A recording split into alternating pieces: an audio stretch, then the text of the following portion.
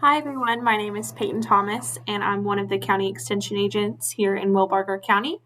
And in my last video, I went over the purpose of a record book and a few tips and tricks of how to keep up with everything in the record keeping process.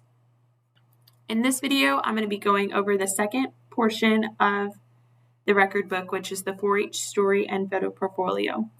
So, in the 4-H story and photo portfolio section, it's really just a creative writing, all about me, descriptive essay with photos included. So you're going to talk about yourself and your family and your involvement in your community and what that looks like. And then you're going to tell us when and why you joined 4-H. Then you're going to go into your main project goals. And then you're going to include all of your other project area goals as well.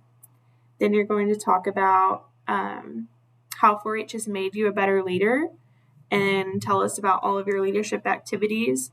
And then you're going to go through what you learned and all of your community service activities as well.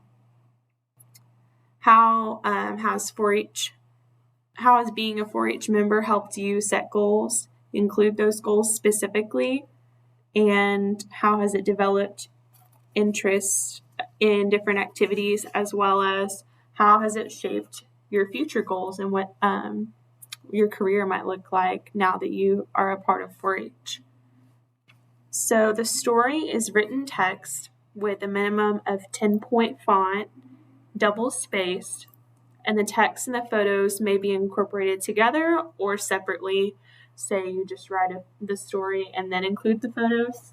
I'll show you an example of how my sister formatted hers. This is just an example. You don't have to do it this way. But she did hers more photos combined with the story, kind of like a scrapbook. You can caption your photos, but if you do, you're going to need to make sure that you are very descriptive in your wordsmithing. So, say you have a photo of you making bows at the San Antonio Stock Show. Instead of saying making bows at San Antonio, you might want to say increasing 4-H involvement and activities by creating a fashion and clothing textiles project for the spectators attending the San Antonio Livestock Show, or something like that. You want to make everything just more fluffy, if that makes sense. What are the page requirements for you? So if you're a junior 4-H member, that's grades 3rd through 5th, you have a minimum of 2 pages and a maximum of 8 pages, with about 2 pages equivalent of photos. So with your photos included, it doesn't need to exceed 8 pages. For intermediates, grades 6th through 8th, you have a minimum of 4 pages, a maximum of 10 pages, with about 3 pages equivalent of photos.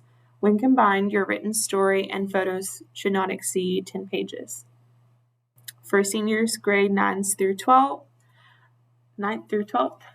your minimum page requirement is 6 pages, your maximum page requirement is 10. And when combined, your story should not exceed 10 pages, with a minimum equivalent of 3 pages for your photos. So if you have any questions at all about any of your 4-H story, a lot of it is just creative writing. So I would love to look over this section of your record book as you're making it. But since record books are due in the middle of June and they're judged in July, I'm going to need to see your story about April or May. And I require that you see 3 other people look at your 4-H story before I do.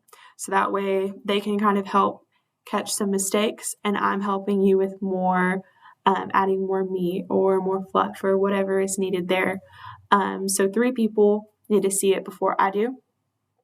And as always, if you have any questions at all, I am more than available to you whenever. If you want to call the 4-H office, with anything that you ever could need. I'm here for you. So my next videos are going to be over the report form of the record book, and that is kind of the more complicated part, and I'm going to break those up into 2 or 3 other videos, but I'll make those probably in March, I would say. So be looking for those, and we'll keep you posted. I'll see you in the next video.